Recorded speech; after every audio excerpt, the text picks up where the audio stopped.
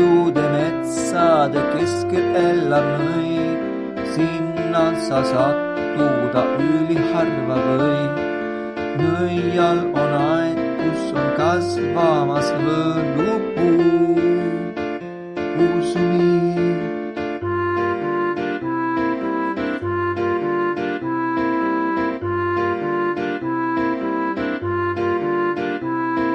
Maitsöödes vilju või targaks saada saa, maitsöödes vilju sa oskad nõidida, kuid mõned viljad on hoppiski mürgised.